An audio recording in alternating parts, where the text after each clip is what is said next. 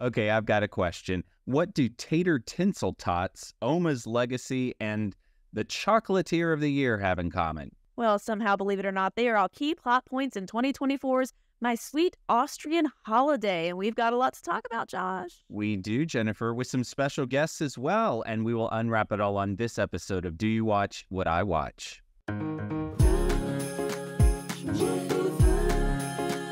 If you like holiday movies from the classics to newbies, let's sit down and watch, then have a talk with Jennifer and Josh.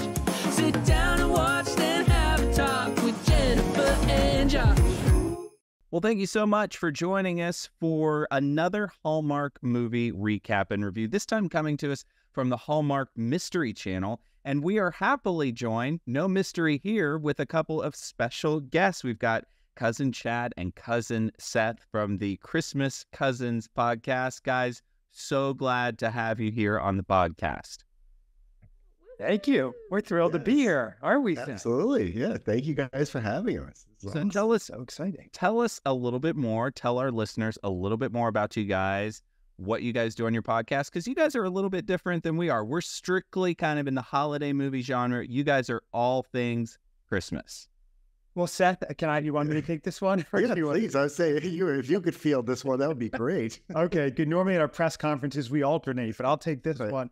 So basically, I'm Cousin Chad, and I love the holidays. I love the seasons. I love all the fun that's attendant to it. And I found out that my dear beloved cousin Seth, with whom I'm super close, was doing nothing. And I mean, like, it's pumpkin spice season. He was walking to the grocery store, bypassing all of it and walking out with like milk, rye bread, and black coffee. And it drove me crazy. So I said, Cousin Seth, I'm going to take you on a Christmas journey, an enchanted, magical journey through the world of the holidays. You are going to be reborn, and we're going to record it all, make a podcast.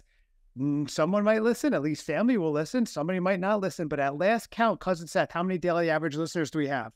We had just topped, and this is huge, Huge. the 32 million mark. Oh my God. I know. That's average. That's average. Average. And it's accurate. In John's They're willing to come on to our little small podcast. It's an honor and it's humbling, and we're so glad to have you. Well, thank you. And You two are actual biological cousins, right? Well, the tests haven't come back conclusive yet, but I do have to say, we had you guys on our podcast last week. We had so much fun. Cousin Seth and I were all week saying we miss cousins Josh and cousin Jennifer. We can't wait to see you again for the reunion. So today is just magical family Christmas time for me. Seth, you're learning. Yes. I love it. Yes, last week we talked to them about 5-year Christmas parties. So, guys, if you missed it, we posted it on our socials. If you missed it, go to the Christmas Cousins podcast and listen or watch it. It was a blast. I mean, so fun. Thank you. It was. Yes. Okay, so I'm going to get into the plot summary. Not much to say here. It's a little short, but here we go. Charlotte recently moved to Vienna and became a chocolatier after inheriting her grandparents' chocolate shop. Henry has just taken over his father's company that is trying to take over Charlotte's shop. Let's go. Okay, so we open to sweeping shots of Vienna. Now, I saw Christmas in Vienna. Did anybody else watch that movie a couple years Parts. ago? No. Or in Elliot. It was pretty. It was a pretty travel movie, and that's about all I remember. So, okay, we meet our female lead, Charlotte, who I'm going to refer to as Char because it just makes me laugh to do that. Okay, so she's the confectionery queen, according to some. We see our male lead, Henry, and he's mingling about a charity fundraiser, and he loves chocolate, but his keeper, I guess, Wilfred, says that he should watch out because his cholesterol is at risk. And he's been offered by Char tater tinsel tot, which is chocolate mixed with crushed potato chips. And this is a pretty formal, fancy event. Guys, what did you think? Would you try this dish or this dessert thing? Tater tinsel tots. What are our thoughts? I'd give it a go. Yeah, I think I would. But I mean, it doesn't seem like the item to be presenting at this big event. It's just like it's chips and chocolate. It's just Right. there. A little lowbrow for the crowd. Right. Yeah, absolutely. Absolutely. I was waiting for the Pringles can to be opened after that. So it just is incongruous with the rest of the party. Yeah, I like a sweet and salty mix, but that was a little random. But anyways, we see a troop of young girls dancing, and they ask Henry to dance with them, and he rejects them, though. And Char steps in, and it's cute and funny because Will Kemp, who plays Henry, is actually an acclaimed dancer in real life. So I like that he was like, no dancing right now. Okay, so Charlotte wants to be Chocolatier of the Year, whatever that means. And so she's been in the kitchen all night crafting new recipes in hopes of winning. She thinks it would help her case because, follow me here. All right. You guessed it. There's a big, bad developer, a BBD, and they're chomping at the bit for Charlotte's chocolate shop. Even though she says it has historical standing, she doesn't have any paperwork to prove it. So she is having a hard time proving that. And I don't know what being Chocolatier of the Year has anything to do with historical preservation or developers, but here we are. And that's the premise of the movie. Turns out Charlotte was a lawyer in her pre-Coco days prior to her grandmother, Oma, leaving her the business when she passed away.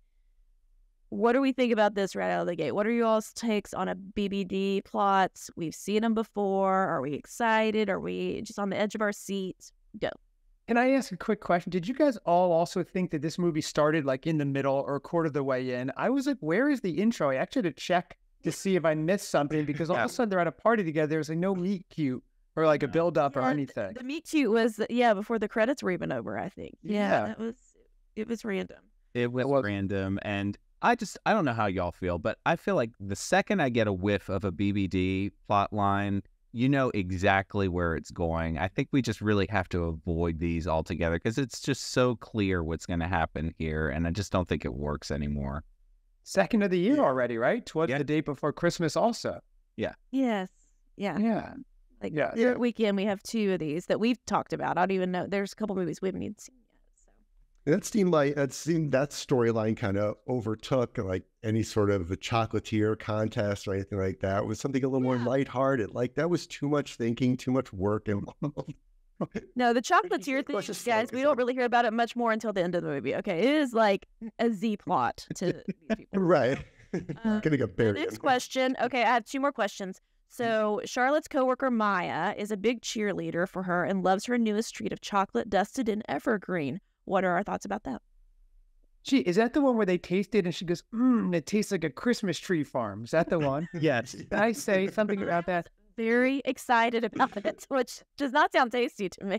No, it should be a candle. That would be amazing. But to eat it, you don't eat the tree. It was a really weird choice and they could have had anything. So that's what I thought. But yeah, I was not at all.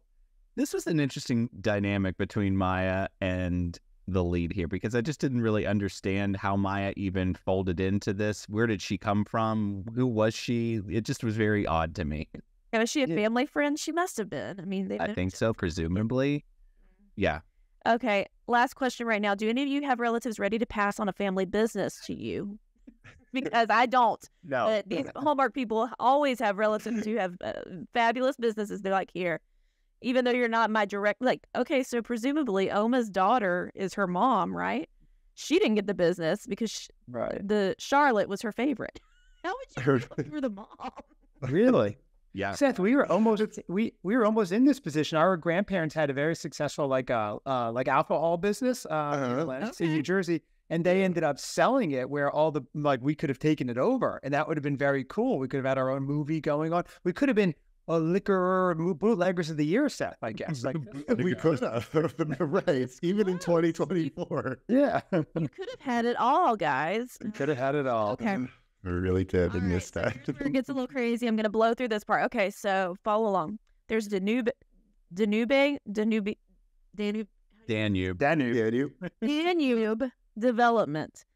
And they do not agree that the chocolate shop has to work.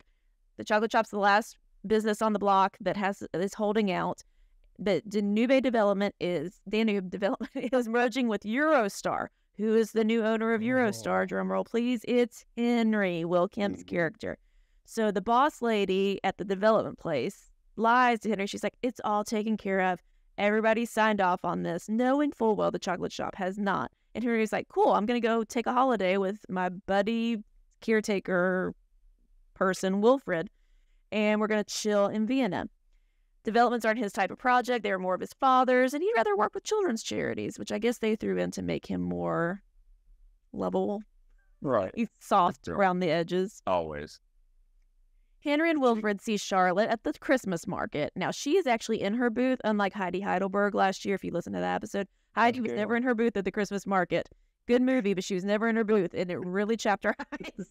So glad that Charlotte's really putting in the work. She was too good to work her own booth. Yeah, she was. She was just like leaving it all to, to the Christmas market. She was that swept market- up in the romance of it all. Yeah, well, and the markets looked amazing. They said they've been going on since the Middle Ages. So I'm like, I would love to see or hear more about that. And I was like, maybe this will be the salvation of this picture. They quickly ditched that for a studio, like a movie set in LA for a fake ice rink. But we digress. Yeah, they yada yada the market. Oh, So yeah. it's evident now that chocolate is an aphrodisiac because we got Charlotte running into Henry and they're flirting, and then Maya is hitting on Wilfred. and they're Love that line. flirting. That should have been the movie. That was the couple. Yeah, That one. one, two of them. More of that. Yeah. So I was like, what? So Henry and Charlotte get to know each other, and she mentions how a ruthless developer is coming after her and her business. And basically, there's 3 more scenes like this where they're interacting with each other, they're flirting, but there's a big ruthless developer trying to take my business and everything, and then and that. Well, so they go on a date even. They walk past all these beautiful scenes, and then we see trees. And Josh, I want to know, especially if you notice this, there was snow wrapped around the bottom of the tree, and it was clearly felt. Like somebody had cut out Joanne fabric. Did you see the felt and put it at the base What of an the eye. tree? The tag was still on it. So Really did. And again, another Chad, one. Cousin Seth, you need to know if there's anything that vehemently offends me when I watch one of these. It's the abject use of fake snow. I cannot for 1 second handle when we just throw felt on the ground and call it snow. It just does not at all do anything for me. Right, and then they're not dressed for it. Like the other movie, they're wearing, they're walking around in snow, but in a t-shirt or whatever. That drives me crazy. I'm with you, Josh. Yeah. Yeah, this is why we're all cousins. You see, it's in our blood. Yeah, we need the authenticity. That's right. We crave it. At one point, she invites him to the shop for a chocolate nightcap, and they talk about how busy it is in the shop, but clearly it's just employees in the shop. I guess we didn't want to pay extras for that. Yeah, right. None of which are from the area or had any sort of accent or anything. No. It was one. From Poughkeepsie, New York. Omaha, Nebraska. It's just like nobody. But one worker Seth had an accent half the scenes and didn't the other half. It was really Not sure about that. Was that the one who said that later, if the business goes under, she would like not get paid? She would cut her Yes. salary Yeah, so that I was do. Charlotte could try to Yes, save but- it. Are you kidding me? right. But Jennifer, can I say, this is how she said it. She goes, if the business goes bad, then I will not have to work for the salary. It's like, what do you have? What is your accent? So egregious. Right, Seth? Yeah. Bad. In and out. Oh my gosh. So through their chatting and mingling and getting to know each other, we learn that Henry didn't have a great relationship with his parents, especially his dad. He does mention he owns Eurostar because his father passed it down to him, but Charlotte doesn't know that Eurostar is buying out the BBD, so that hasn't clicked to anybody yet. At this point, they're still falling in love. They're walking down cobblestone paths and nearly falling over on themselves. Well, let's not overlook a letter of eminent domain that we learned about in real estate practice. It's a very important part of the movie. It's always fun. Always fun. Later, because eventually the bad boss lady realizes, oh, I know what's going on. I gotta sick her and give her the eminent domain. I didn't know what that meant. Maybe I did. I was just gonna Google it after, but we spent too much of the movie talking about real estate terms. Yeah, Right. Can I not say, great. she explained eminent domain with really bad, unnecessary Christmas metaphors. When she's talking about like her business going away and her whole life in shambles, she's like, it's like when Rudolph's red nose isn't red, you get it, right? Like, stuff like Grinch, you get it. Yeah, exactly. Maya, a woman older than her needed Grinch speak to be able to. And Maya never heard of the Grinch somehow. But I don't know, or never saw it. Yeah, That was weird. she's from Vienna, and they don't have the Grinch over there. Right. I don't know. I'm just one plot hole after the sinking plot ship over here. Exactly. Yeah. I did get a Lint truffle ad during the commercial break. I just hear Must have been the highlight. Closest thing to Chocolatier of the year. I was personally eating Kit Kats. I'm on a Kit Kat kick, but anywho. Did I say halfway through I was texting Cousin Seth an apology that we were doing this movie and he had to watch it? So I know. I thought about that. I was like, shoot, he doesn't even watch them all, and this is the one that we're flicking him into. But so bad. okay, yeah, That'd be terrible. I'll say it's not the worst thing that the German and Austrian people have ever been linked to. So a nice one. So Charlotte shows her paper. That's the quote. And he's like, oh, oopsie doodle. That's my letterhead. That's my company. Whoops, I'm the big bad developer that she hates. But he's not going to tell her, right? He's like, no, Wilfred. I know you're telling me I should just come clean with her. No, I'm going to figure it out. I'm going to talk to my dad and get help. Dad's no help. I'm going to talk to the architect and try to figure this out to varying levels of success. And all the while, the deceit and the lying continues while she's falling in love with him. She asks him to go ice skating, and they're getting to know each other there. And there's a cocoa cupload more of deceit. And they're decorating the tree because And the trope of a Christmas tree growing out. and one who can't like ice skate at all. Like all of a sudden, there's no control over his motor function. Like we've been there, you know. Like he can walk, he can dance. He dances. He can ice. Whoa, yeah, all your powers. yeah. No gravity. All of a sudden, it's crazy. Yeah, and then things really pick up. So Charlotte asks Henry to spend Christmas with her, and Wilfred says, Maya, why don't you come to New York one year for Christmas with me? Well, we're talking future, not even this season. Right. Wilfred's in deep, okay? Yeah. So then Charlotte's like, I really got to figure out this business thing because I also live above the chocolate shop and I'm going to get evicted. So she Googles for the first time. And what do you know? She learns that Henry just bought Eurostar. Who could have seen this coming because she is I could have seen it coming. I saw it coming. He saw it coming. Okay, so this is where... Oh, go ahead. No, he just makes so many bad decisions after another. At any point, he could have been like, look, I knew about this, or I'm with this company, and come clean and go, but I will do my best to help. Instead, he's like, I'll lie to her, and then I'll do my best to help while she just thinks I'm a total cretin. And it was a hard one to take because it was so easily avoidable. That's her too. Yeah, so many in the hiccups in these movies could be resolved if people would just communicate openly about what actually happened and what they're thinking about it. Yeah, right. They're all I trying to guess we would comfort their have hand. Telling a story. You can still have a love story. You can still have B plots with them actually talking to each other. But Wilfred was right as always, but he didn't listen. So this is where to me it kind of goes off the rails. So everybody lean in. Okay, I guess this is where the mystery element comes in because it's on Hallmark Mystery Channel, and so far there's no mystery, right? No. Mystery why we're all watching. Sure, we stuck with it that long. Yeah. Very good. So she's going through stuff. Come on, Oma, send me a sign. I need a sign to figure out how old this building was. And she finds a photo of Oma, grandma, with a woman named Paulina. She's able to quickly, of course, track down Paulina in town. And Paulina's like, oh, yeah, well, you know, I loved your grandmother, worked with her forever in the chocolate shop. When I retired, your grandmother gave me a photo of her parents when they opened the chocolate shop standing outside of it. And wouldn't you know, the photo says that the building was established in 1921. And she's like, that's what I need. This is all falling into place. She had the photo. Like, great. Right. Next time, can you bring me some chocolate? Okay, thanks. Could you imagine she didn't bring chocolate? Was I the only one who was thinking the plot twist when she showed the photo was that Oma was a Nazi collaborator? Because it was 1945 at the bombing. I know. The timeline's getting a waiting. little They really were. awkward there. Yeah. So, well, they mentioned that during the war, the chocolate shops stood strong. That's what you need when they're rationing and being bombed. You need truffles. Yes. Need some truffles. I mean, yeah, it's crazy. So Charlotte goes home and has flowers and a note from Henry on her island. And he's like, I'm waiting at the skating rink, which is trauma for him. But okay, she meets up with him. She's like, I hear your apology. I'm still a little icy to you because, you know, you're a lying liar. And at the skating rink, Henry's like, okay, you may not forgive me, but look, the boss lady, whatever her name was, wanted me to pass this along to you. I don't know what it is.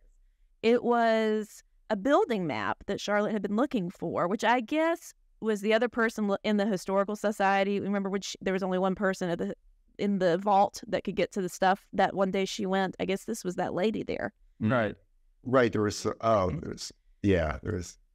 It was Finding the confusing. building map. Okay, so that's number 2 that she needs. And also Henry's like, hey, I've also figured out I'm gonna get the board to agree to this other plan. So now she has 3 things. Her business is saved. Henry and his dad reconcile. This is all how fast this wraps up. Henry and Char reconcile at the charity ball, and they dance. As Wilkins says, he's been working on his waltz for years, which I thought was funny because he was in A Christmas Waltz with Lacey Chabert a few years ago.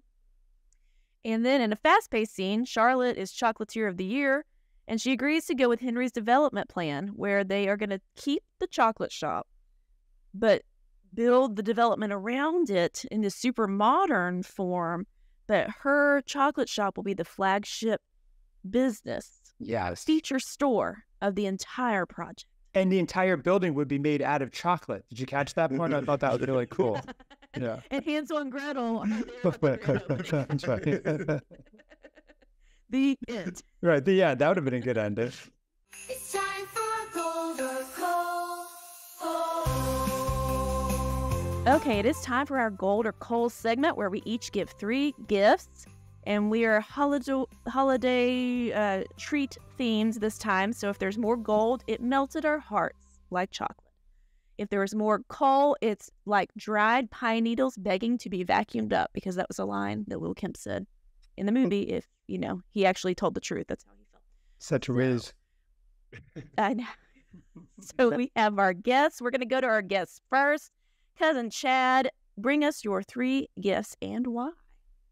Okay, well, my first is coal. We all hate this, I bet. I'm guessing. Empty coffee mugs that they pretend to drink. And it is so noticeable. It takes you totally out. I don't care how good the movie is. If I see an empty coffee cup, they're going, and like, that's it. They drank it. I hate that. Bad act, fake accents, coal. And this is a holiday in Austria, or whatever it's called. We see Austria for like 2 minutes. It looks lovely. And the rest is on a backlot in Los Angeles. And it's so clear. They're like, we're ice skating at the Palace, but they're ice skating on this little plastic sheet that on the other side, they're filming like Romper Room or something. It's so terrible, right? You can see the craft services bar. Yeah, it was really bad. So those are my 3 coal. I have no gold. The only goal was the ending credits. And talk to me about it right now. Tell us how you really feel. That's right. That's right. All right, Cousin Seth, in true Southern hospitality form, we will go to you next as our cousin. Let's hear it. Well, I'm going to start off with a big lump of coal for the woman at Danube.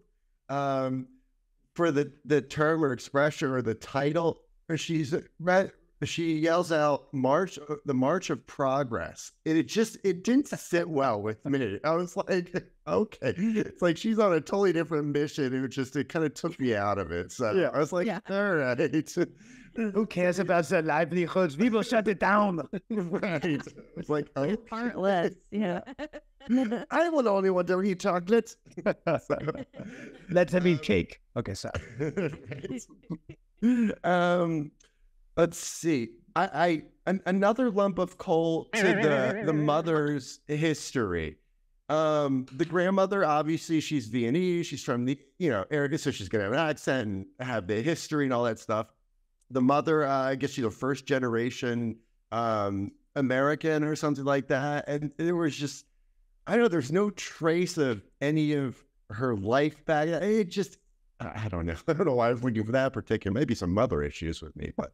No, but why was the mother even involved? Kind of like what we talked about 5-year Christmas party. I didn't need the mom. Like she's coming back home to just say, things are really hard, but I'll figure it out, Mom. Mom's like, cool. Stop calling me. I moved on. Like, I don't care about the chocolate shop. Thanks for the side credits. I got my line in. I guess to the greater extent, both apparent, even Henry's dad. It was just like what was I mean, other than he was owned the business, but he's like, I'm retired, I'm leaving. He had no connection then until Henry needs something. It's like it seemed like he was out, but so I won't eat up any more time. And then I don't know. I mean, maybe it's just nitpicking at that point with the accent. Like a Santa scroll. Yeah, exactly. I am. I wanted to find something in it, but I'm gonna have to go with a third lump of coal. Paulina from Piscataway, New Jersey, holds the relict picture that saves everything. It's just like what? I don't understand. Paulina saved the day in Clutch, and I just don't know how she was able to find Paulina. I mean, like that quickly. It was presumably the same day. She's like, "Oh, Paulina, yeah, I got her contacts here." I don't know. That was far fetched. It was weird. It showed up unannounced. Didn't even call ahead to make sure Paulina was, still alive. Yeah. Yeah. I mean, putting together the list of like addresses for who to sing Christmas cards to this year, I'm like, I don't know where anybody lives anymore. Like people, I don't. And I would need more than a few hours to track anybody down. At least, exactly. What's your address? We're sending one to Paulina, and we're having trouble finding the apartment number. So it's not that easy. No. Off the grid a lot. Yeah. Right. Sorry. All right, Josh. Well, Six calls. it's not looking good. Not looking good here. It's not. More coal for me. I did not buy the chemistry between these leads here. This relationship was just didn't do anything for me. No sparks, no nothing. It was just kind of very flat. Because they just talked about real estate the whole time. And that leads to my second one. This thing was a snoozer from start to finish. So much walking and talking. I can't handle it when that's all we do is walk around and talk. And then my third gift is going to be coal as well. I found these ice skating scenes to be exceedingly stressful because of the amount of extra garbage they had thrown onto the ice. Literally, there's like animatronic light up deer. There's like a bench where they can sit and have a chat, presumably like in the middle of the ice skating rink. And then they'd have like a Christmas tree and people skating around. I was just waiting for someone to fall down and trip over a tree in the background, which would have made this movie a little bit more interesting than it actually was. That's a great point. The bistro table showed up and they sat down, or not bistro table, but like the two-top. And they're like, oh, we're just going to have a seat on the ice skating rink. Right? Talk about our feelings. Well, they had to rush. They had to return it to Home Goods within 2 days, but they had to pay for it. Get their money back. Yeah. Film around the price tags. Yeah, exactly. Okay, I'm gonna give some gold. Whoa. I liked Maya's character. I don't understand how she's related to Char, but I thought she was fun. I liked seeing like the best friend role, but she's a little older, she's a little different, and she's still sassy, like a little sassy guardian angel, and I liked her a lot. I would like to see her in more movies. I will give some gold for Kip, because I did not buy their relationship, I agree, but I thought he was charming more so than... I haven't seen a ton of his movies. He does all these travel movies. That's why he's always in the travel movies. But I did not like him in the Christmas Waltz at all, but I thought he was much more charming in this. So I'll give gold there. And I will give some coal. Charlotte still caved to the developer for money. At the end of the day, yes, her business was saved, but they're going to build this modern thing around it. First of all, preserving a historic building. Not that I have intimate knowledge of this, but amidst modern construction, it's going to be messy. You might have a wall fall down or something. And at the very least, it's going to be loud and really impact foot traffic to your business for now, Char. So I think it's a disaster. I think it's poor planning on her part. And she still went where the money was, which I don't respect. Well, there you have it. So the bottom line, dear listener, if you've been keeping tabs, because I have, we had 10 pieces of coal and 2 measly pieces of gold in this. So we are... Is this a record? This is... Yeah. And so this is going to wind up being a dried pine needles begging to be vacuumed up. May not be worth your watch if you're sort of on the fence about this one. And I don't know, just was not the best one out there for me. I just think it really didn't get off the ground. What about you? Dare I say our review was 10 times better than the movie? Dare I say that? Oh, yeah, absolutely. It was very traditional Hallmark, traditional, like, we've seen, and I think we're spoiled because a lot of the movies so far this season have been outside of the box, with 'Twas the Day Before Christmas and Holiday Crashers and some of the other ones, that this was just very formulaic Hallmark, big bad developer. And I agree, Chad. Why didn't we focus more on the Chocolatier of the Year thing? Like, they mentioned it twice, and they're like, oh, yeah, we're going to pull an all-nighter and make chocolate and hope we win. Like, that should have been a way bigger focus. I didn't need that developer thing. Come on. Even the montage scenes were with the montage scenes, they're making chocolate. Like, save this for a Valentine's movie because this is supposed to be Christmas scenes. Like, I want to see, making cocoa, making cookies, decorating the tree, which I know they tried that part, but enough with the chocolate making rather montages. This is not a Valentine's Day one. It might have worked there. And I've never seen a Will Kemp movie for Hallmark that I've liked, actually, for the record. Yeah, Oh, really? Take that, Will. Yes, that's why we never watch them. Oh, okay. There goes our interview spot with Will Kemp. That's right. The Kempies are gonna hate it. I don't know what his fandom calls themselves. Kempies. Is he really? Is he No. British? Or with? Yes. Because Yeah. Oh yeah. Okay. I thought say his accent was the only the only one But they- Believable. But Seth, there was I was one. looking him up because I wasn't sure much about him. Yeah. Did you guys see the one a few years ago, Jolly Good Christmas, where he's a British guy in London playing an American? Did you see that? It drove me crazy the whole movie. He had an American accent, but he was in London as a British actor. It was doing an bonkers. impression of a Cockney accent. Yeah, right. Exactly. It was so fun. I think he's great. I think he just drew the short straw on these and continually does on these movies. I mean, that one, the Christmas Waltz, people love it. I didn't buy their chemistry either on that one. So I don't Right. Is this a first time lead role for Charlotte, or the actress's name? Brittany Bristow. No, Brittany- she's okay. in a lot of them. Yep. She was in a great Think about one. that. You guys remember 2 summers ago? I think it was Crashing Through the Snow. That was her, right? That was a really good one I Was saw. that her? I think I like maybe that I'm wrong. movie. I don't remember if that was her. No, you're probably right. She was in, Josh, we talked about that Safari one with Andrew Walker. She was Oh, in that yeah. as well.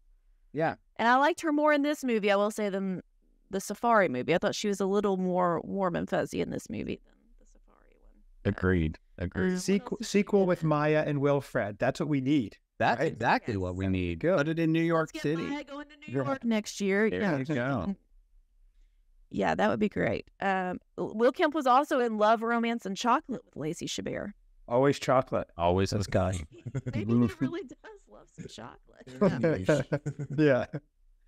Yeah. Yeah. Anyways, all right. So, yeah, I think this was just, they threw in a formulaic one, and this was a casualty of that. And they There's really no put something mystery. on in the background. Yeah. Yeah, no real mystery. No So, Christmas. But it was No. it was a movie. We all agree on that. It was a movie. It was a movie.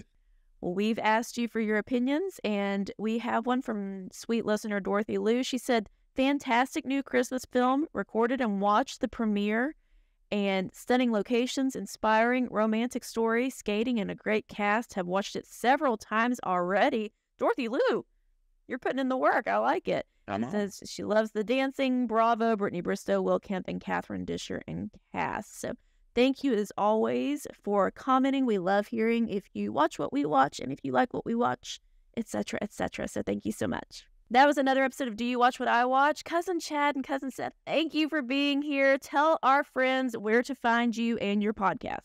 Check us out, Christmas Cousins Pod, and at Christmas Cousins Pod on Instagram and Facebook. Christmas Cousins Podcast. There you go. Check us out. 170 episodes are coming up on. Very excited. Quantity over quality.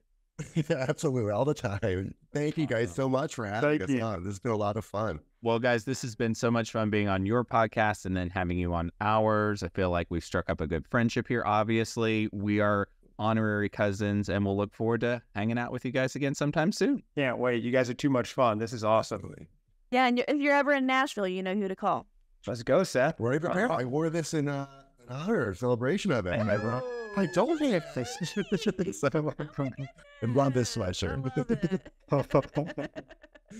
Thank you guys so much. We appreciate it. We'll talk Thank to you you. soon. Thank you, guys. This is awesome. Bye. Hey, as always, a special thanks to our good friend Nick Schwartz for our amazing theme song, and to all of you for taking the time to listen on your favorite podcast platform and watch us on our YouTube channel. That's right. If you like our podcast, speaking of, be sure to leave a review, subscribe, tell a friend. Nothing brings us together at the season of giving more than giving us reviews and sharing and caring, and etc. Everything you need to know about us is on our website at doyouwatchwhatiwatch.com. Hey, next time we are heading to Broadway to gab about 2024's A Carol for Two, starring Jordan Litz and podcast favorite Jenna Claire Mason. And here is the plot summary. A talented singer starts working at a Broadway restaurant with singing waiters. It's so much more than that, but we will have much to discuss. And until then, May your days be merry and bright. See you soon.